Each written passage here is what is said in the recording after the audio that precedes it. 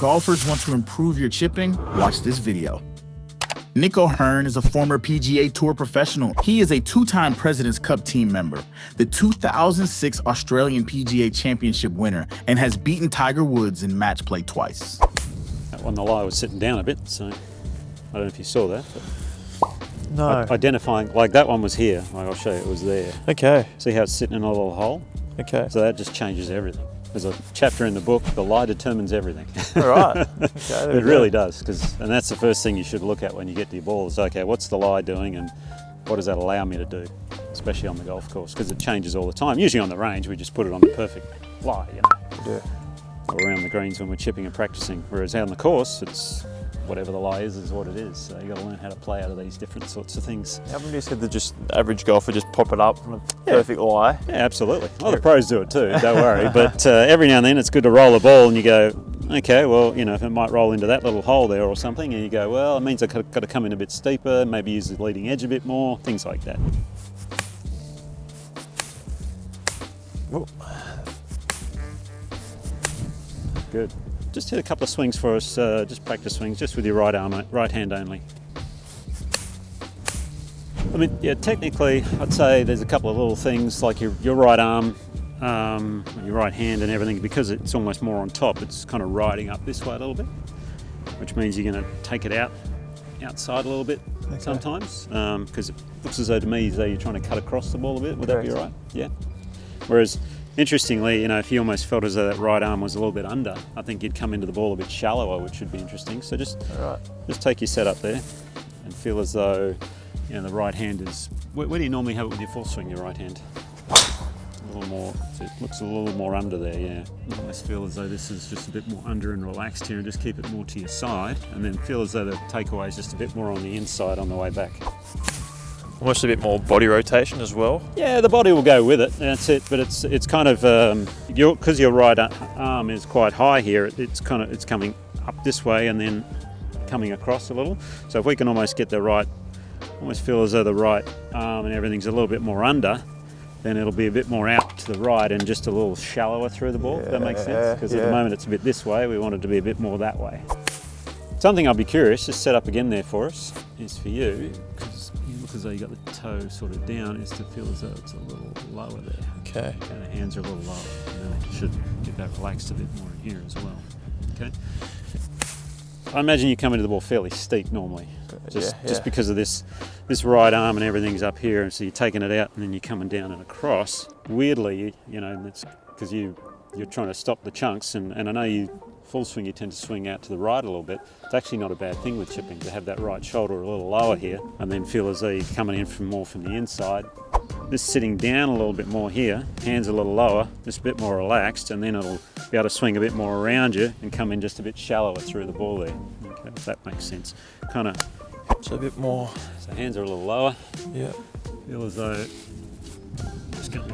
feels a bit touch more there rather than there. A bit more side bend. Just a touch. Yeah. Good. A very different feel. Good. So just take your normal setup. I'm seeing on the first one it's there, and then this one it's just more of a. The first one because you kind of go up here, then it's a bit that way. That's over exaggerated. Okay. Whereas if we get you under here, then it's just almost going there. It's not like you're lifting, but you're staying more level, and it's just looks a bit more relaxed and easier to turn through the ball. The release should feel a little different for you.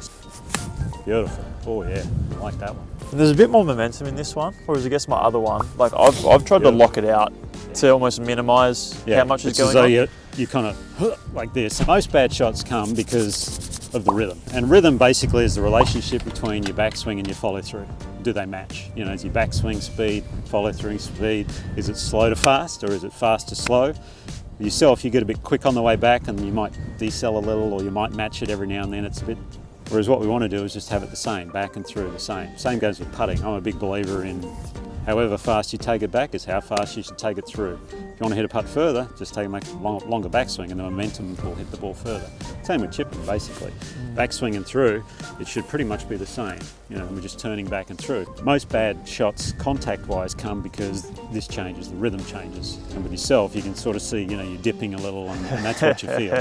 And then, you know, if you get a bad lie, well, what you do is just move it back in the stance a little and just going to come in a bit steeper, you know, that way. I like to have mine just hands a bit forward, mainly because if I lean into my front leg, the hands are going to go with me, you know, this way. If I have my weight 50-50, I'm going to be back here. I'm going to lean, the club will come with me. So that's a personal preference. The main thing really through the ball is that we don't go that way, we go that way. Again, the way I think about chipping, if it was me, is I feel as though I'm just turning my left pocket through to the target, right pocket for you, being a righty. This is out of the equation, everything's just kind of going like this. So if I was to, for example, throw a ball, if I had in my left hand here, my left hip is going through like so, and the ball's just going to release. What we don't want is this, where it's, you know, that or that.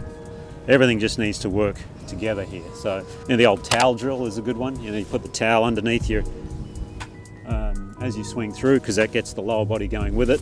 Because if you don't, well then the towel will either fall out or will work independently. So really everything's just kind of working together as you go through there. What you don't want to do is get too overactive with the lower body. That's a real key. Some people get very kneesy and they go this way, and that's when the chunks happen.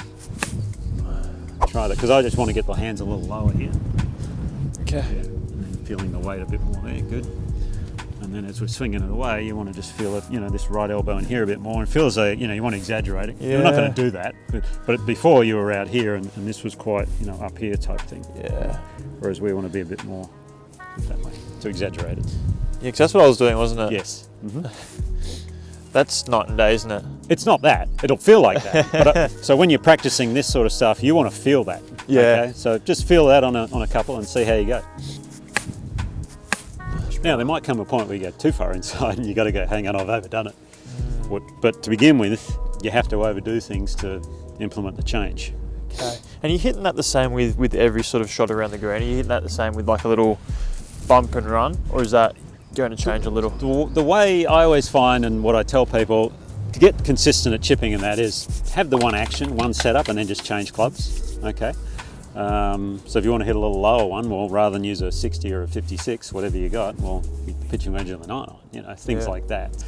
But there are a lot of players, which is fine, who just only chip with a 56 or a 60 and then they just manipulate. Now that's fine if you've got good hands and good things like that. I'd say for people who struggle with a technique a bit, just have the one and then change clubs and things like that. And then if you want to hit it higher, well, then the club you want to use is the 60 and then you start opening it up and things like that. You can change ball positions and whatnot, probably more lie dependent when it comes to that sort of thing, because you may have to come in steeper or a bit shallower depending on the lie. So, but try and just keep it the same. I mean, I basically have the same action for all my chip shots. I just generally change clubs depending on what sort of a shot I want to hit. If I want to hit that higher, all I'm going to do is I'm just going to open the face a little more and just take a longer swing. But the action and everything is basically just going to be the same. So.